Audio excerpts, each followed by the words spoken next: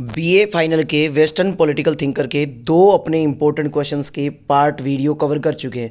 ये थर्ड मैंने बनाया, इसमें सिर्फ 5-6 कुछ एक क्वेश्चंस बचे हैं जो मेरे को लगते हैं कि कहीं ना कहीं इंपॉर्टेंट है ये क्वेश्चन भी, तो इनको थोड़ा सा आप अंकों से ज़रूर निकाल लेना एक बार, यहाँ से भी क्वेश्चन बन सकते हैं। तो सबसे पहला क्वेश्चन है हमारे सामने, प्लेटोज थ्योरी ऑफ कम्युनिज्म। यहाँ पे क्वेश्चन ऐसा भी आ सकता है कि प्लेटो की जो थ्योरी ऑफ कम्युनिज्म है और मॉडर्न जो कम्युनिज्म थ्योरी है उनको आप बताओ। तो आपको ध्यान देना है कि कम्युनिज्म जो थ्योरी दी प्लेटो ने, उसमें ये कहा कि मेनली उन्होंने कहा कि जो गार्जियन क्लास है यानी कि जो रूलिंग क्लास है उसको अपने पास मटेरियल नहीं रखने चाहिए, यानी कि प्रॉपर्टी नहीं रखनी चाहिए। कहते जो रूलिंग क्लास है वो तभी अच्छे से काम कर पाएगी जब वो एक बैरक के अंदर यानी कि एक पर्टिकुलर ऐसी जगह में रहेगी जहाँ पे जैसे सोल्जर वगैरह रहते हैं, तो एक बिल्डिंग में वो रहेंगे, एक साथ खाना खाएंगे, अपनी फैमिली को थोड़ा कंट्रोल करने का प्रयास करेंगे और साथ ही साथ में उनके पास कोई भी मटेरियल नहीं होगा, कोई भी प्रॉपर्टी नहीं होगी, तो कहते वो अच्छे से काम कर पाएंगे। इनका मानना ये था कि अगर रूलिंग क्लास प्रॉपर्टी एक्वायर करेगी तो कहीं ना कहीं उनका ध्यान प्रॉपर्टी बनाने में चला जाएगा, उनका ध्यान चला जाएगा कि हम ज़्यादा से ज़्यादा वेल्थ कैसे क्रिएट करें। वो फिर देश के लिए काम नहीं कर पाएंगे, अपने पर्टिकुलर पार्ट के लिए, अपने स्टेट के लिए काम नहीं कर पाएंगे। इनकी ये थ्योरी थी। तो आप इनमें से यहाँ से आंखों से निकालना, आपको सारी बातें समझ में आएगी। जो मॉडर्न कम्युनिज्म की थ्योरी है इसमें इन्होंने ये बात आई, मेनली मॉडर्न कम्युनिज्म की जो थ्योरी है वो ये कहती है कि जो सोसाइटी हो वो क्लास लेस होनी चाहिए, स्टेट लेस होनी चाहिए। यानी कि यहाँ पे सिर्फ गार्जियन क्लास पे एम्फेसिस नहीं करा, यहाँ पे ये करा कि जो रूल करे वो सारे ही बॉडी ही एक जैसी हो, मतलब ऐसा कुछ नहीं हो कि रूलिंग बॉडी हो। यहाँ पे तो ऐसा कहा गया कि रूलिंग बॉडी हो ही ना, मतलब स्टेटलेस सोसाइटी हो, सारे इक्वालिटी में रूल करे, सारे ही एक जैसा रूल करे। यानी कि यहाँ पे कहीं ना कहीं जो मेन बात करी है वो ये करी है कि यहाँ पे सभी इंसान है वो एक जैसे हो, क्लासलेस सोसाइटी हो। यहाँ पे कोई भी ऐसा ना हो कि कोई गार्जियन क्लास हो, कोई ऐसा ना हो कि कोई स्लेव क्लास हो, यानी कि कोई मास्टर या स्लेव क्लास नहीं हो, कोई रूलिंग या नॉर्मल जो जनता है वो ना हो, सारी सोसाइटी एक जैसी हो, सभी एक दूसरे के साथ मिलकर कोऑर्डिनेशन से काम करे, तभी अपना कहते हैं इकोनॉमिक सिस्टम डेवलप होगा। तो ये थोड़ा सा जो मॉडर्न कम्युनिज्म के ऊपर बात है, इसको थोड़ा सा आंखों से जरूर निकालना आप। नेक्स्ट क्वेश्चन है हमारा कि explain the Marxian economic interpretation of history, कि मार्क्स की जो इकोनॉमिक इंटरप्रिटेशन है उन्होंने क्या दिया हिस्ट्री के बारे में। तो यहाँ पे कार्ल मार्क्स है, आप जानते हो कार्ल मार्क्स की जो क्लास स्ट्रगल की थ्योरी दी है, मेनली उन्होंने क्या कहा था, उन्होंने कहीं ना कहीं ये कहा था कि जो पूरी दुनिया में कैपिटलिज्म है उसी के कारण पॉवर्टी है। तो यहाँ पे इन्होंने कहा कि जो हिस्ट्री है ना वो इवॉल्व वैसे नहीं है कि आइडिया के बेस पे हुई है, वैल्यूज के बेसिस पे हुई है। इन्होंने कहा कि कहीं ना कहीं हिस्ट्री जो इवॉल्व हुई है ना वो इकोनॉमिक इंटरप्रिटेशन के बेस पे हुई है। सर ये कैसे, मतलब इसका मतलब ये है, ये कहना चाह रहे हैं कि कभी सोसाइटी ऐसी थी जहां पर कोई भी रूल नहीं कर रहा था, तो वो एक तरह से हिस्ट्री कैसी थी कि वहां पे इकोनॉमी कैसी थी कि सारे ही एक जैसे थे।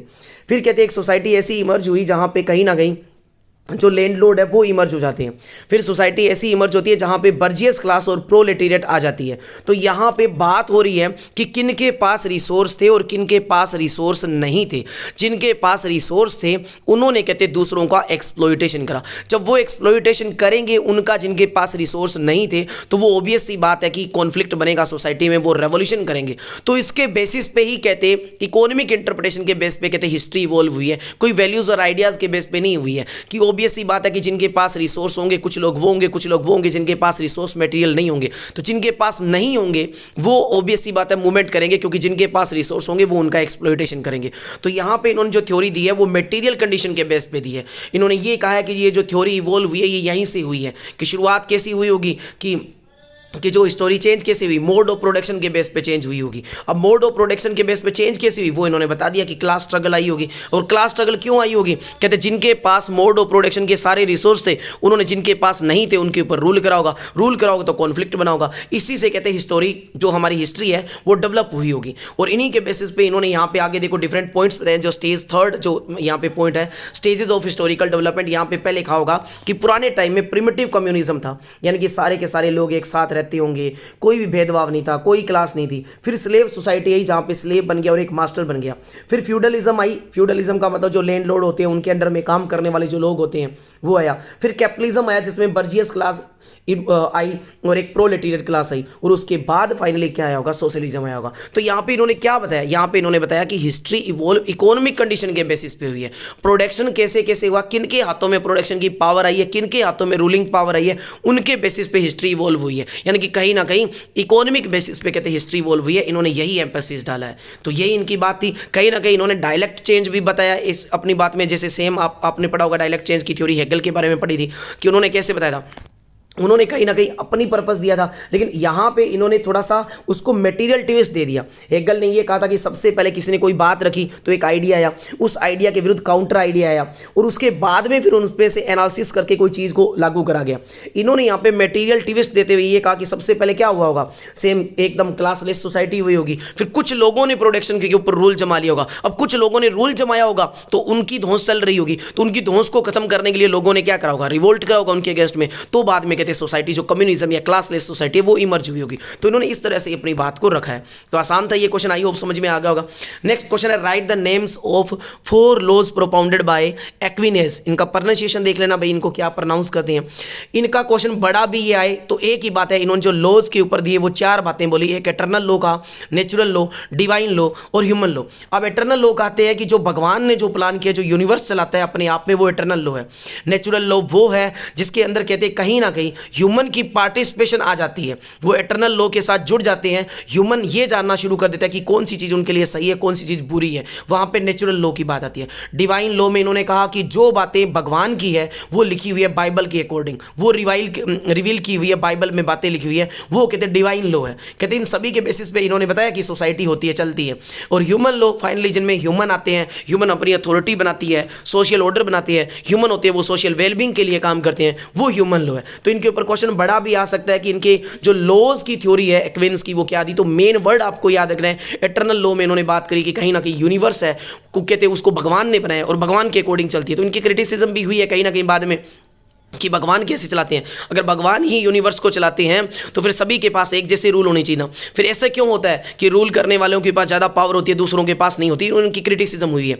और इन्होंने ये कहा नेचुरल लॉ है कि नेचुरल लॉ है वो भी नेचर के अकॉर्डिंग बना हुआ है, और वो कहीं ना कहीं जो भगवान ने बनाया उसमें जब नेचर की इंसान की इन्वॉल्वमेंट होती है तो उसको नेचर लॉ बोलते हैं। अब इंसान ये जानना शुरू कर देता है कहते कौन सी चीज़ उनके लिए अच्छी है, कौन सी चीज़ बुरी है। तो ये क्वेश्चन बड़ा भी मैंने नीचे डाला हुआ है, वहाँ से आप थोड़ा सा रीड आउट करके चले जाना। क्वेश्चन ये आ सकता है, इंपॉर्टेंट क्वेश्चन है, मैं आपको बता रहा हूँ, थोड़ा सा आंखों से जरूर निकालना। नेक्स्ट क्वेश्चन है ब्रीफली आपको कहते बताओ जो एसटी ऑगस्टीन है उनकी थ्योरी है टू स्वॉर्ड्स की। भाई टू स्वॉर्ड्स की थ्योरी दी, उनमें बेसिकली ये कहा जाता है कि यहाँ पे 2 पावर कहते चलाती है। एक पावर होती है स्पिरिचुअल अथॉरिटी जो कहीं ना कहीं चर्च के ऊपर बेस होती है, यानी कि जो ये कहती है कि आपको साल्वेशन कैसे मिलती है, आपको डिसिप्लिन में कैसे रहना चाहिए। इस टू स्वॉर्ड में एक थ्योरी। दूसरी थ्योरी कहती है जिसमें टेम्परल अथॉरिटी आती है, यानी कि जो रूलिंग क्लास आती है, जो रूल करती है, जो स्टेट होता है जो रूल करता है, वो इसमें आती है। अब इसमें कहा गया कि स्पिरिचुअल अथॉरिटी है वो भी इंपॉर्टेंट है, कहते वो कहीं ना कहीं हमें कहते गाइड करेगी, हमें डिसिप्लिन में कैसे रहना है, हमें कहते साल्वेशन कैसे प्राप्ति होनी चाहिए, कहते इसकी अपनी इंपॉर्टेंस है। और जो दूसरी है टेम्पोरल, टेम्पोरल का कहते हैं अपना काम है, जहाँ पे रूलर्स आएंगे, रूलर कहते हैं पीस को मेंटेन करते हुए काम करेंगे। तो इस थ्योरी के अकॉर्डिंग इन्होंने कहा कि दोनों के अंदर कोऑर्डिनेशन होना चाहिए, दोनों के अकॉर्डिंग कहते हैं एक स्टेट चलना चाहिए, उसी से कहते हैं फिर डेवलपमेंट होगा, उसी से कोऑर्डिनेशन होगा, उसी से वेलबींग होगी। तो इसको थोड़ा सा बस आंखों से निकालना है, आपके सामने ये बातें मैंने लिखी हुई है, ठीक है, ये आप निकाल लेना। नेक्स्ट की बात करते हैं मैकियावेली का व्यू क्या था मोरालिटी के ऊपर। तो मोरालिटी के ऊपर मैकियावेली ने अपनी बुक जो प्रिंस है, इनकी फेमस बुक है, मैंने आपको पहले भी कहा है कि जो कुछ एक राइटर है इनकी सभी की फेमस बुक गूगल पे डाल के जाओ और पढ़ के जाओ, एक एक दो बुक्स, यहां से एक क्वेश्चन पक्का बन सकता है, ठीक है। अब जो मैकियावेली ने मोरालिटी के ऊपर क्या बोला, इन्होंने कहा कि एक जो राजा होता है ना उसको हमेशा मोरल रह के काम नहीं कर सकता। अगर कहते हैं रूलर है वो हमेशा मोरल रह के काम करेगा ना, तो हो सकता है उसका जो रूल है वो खत्म हो जाए क्योंकि उसके ऊपर दूसरे रूल कर दे। तो कहते हैं राजा को कई बार अपने रूल को कंट्रोल करने के लिए, अपने पर्टिकुलर पार्ट को स्ट्रॉन्ग करने के लिए, अपने रूलिंग क्लास को मजबूत बनाने के लिए ई मोरल काम करना पड़ेगा, उसे मोरलिटी से हटके काम करना पड़ेगा। उसे यहाँ पे आइडियलिस्टिक नहीं होना, उसे यहाँ पे रियलिस्टिक होना है, यानी कि रियल में क्या होना चाहिए वैसे करना है। यानी कि उसे ये नहीं होना चाहिए कि राजा को कैसा होना चाहिए, राजा को क्या करना चाहिए उस पर ध्यान देना चाहिए। तो कहीं ना कहीं यहाँ पे मैकियावेली ने यही बात कही है कि एक राजा सिर्फ मोरल होकर काम नहीं कर सकता। राजा को अगर अपने रूल को बना के रखना है, अगर रूलर को अपने रूल को चलाना है, अपने पर्टिकुलर पार्ट का डेवलपमेंट करना है, तो ऑब्वियस सी बात है कुछ एक काम उसे ई मोरल कहते करने होंगे। ये मैकियावेली की सोच है और इन्होंने कहीं ना कहीं जो मॉडर्न चीज़ें उनके ऊपर बात करी है, मॉडर्न फिलोसफी के ऊपर बात करी है। नेक्स्ट एक छोटा सा क्वेश्चन है कि यूनिवर्सलिज्म क्या है प्लेटो का। तो प्लेटो ने यहाँ पे यूनिवर्सलिज्म के ऊपर कहा कि यूनिवर्सल ट्रुथ होती है और ये यूनिवर्सल ट्रुथ वो होती है जो कहते हैं हमारे फिजिकल वर्ल्ड से बाहर होती है। अब इसमें उन्होंने क्या बताया, इसमें उन्होंने एग्जांपल दिया कि जैसे जस्टिस है, जैसे ब्यूटी है, जैसे गुडनेस है, किसी चीज़ की परफेक्टनेस है, वो कहते हैं हमेशा हमारी फिजिकल वर्ल्ड से बाहर होती है और ये वो चीज़ें होती है जो पूरी दुनिया में कहते रहेगी रहेगी। तो इनको यूनिवर्सलिज्म कहा है।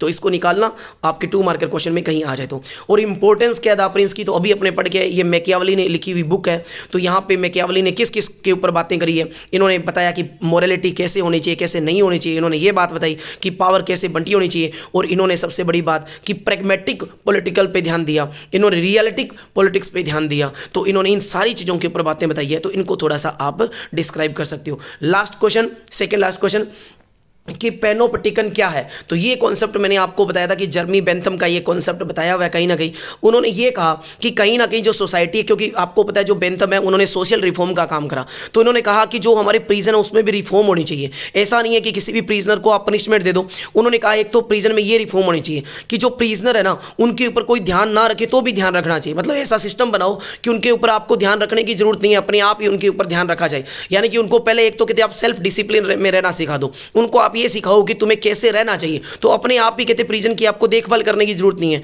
आपको कहते हमेशा उनके ऊपर नजर रखने की जरूरत ही नहीं है। अपने आप ही वो अपने ऊपर कंट्रोल करेंगे, अपने आप ही वो कुछ ऐसी हरकत ही नहीं करेंगे जिससे आपको कहते उनके ऊपर नजर रखनी पड़े, उनकी सर्विलेंस करनी पड़े। तो ये बात आपको थोड़ी सी आंखों से निकालनी है। नेक्स्ट वाला वही बात आ गई कि थॉमस एक्विनेज ने क्लासिफिकेशन ऑफ लॉ को क्या करा। तो ऊपर मैंने शॉर्ट में डिफाइन करा, वहीं पे यहाँ पे ये लॉन्ग में है, तो इसको आप आंखों से निकाल लेना। तो यही मेरी तरफ से जो सारे इंपॉर्टेंट क्वेश्चन थे वो सारे हो गए।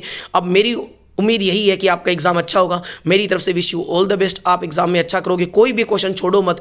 और एक वर्ड भी अगर आपको समझ में है, एक वर्ड भी आपने उसके बारे में पढ़ रखा है, तो बस वही चीज़ पूछी गई है उसको आप एलाबोरेट कर दो, डिफाइन कर दो, बस छोड़ना नहीं है। आपका एग्जाम अच्छा होगा। तो मिलते हैं एक नई वीडियो में नए टॉपिक के साथ। जय हिंद, जय भारत।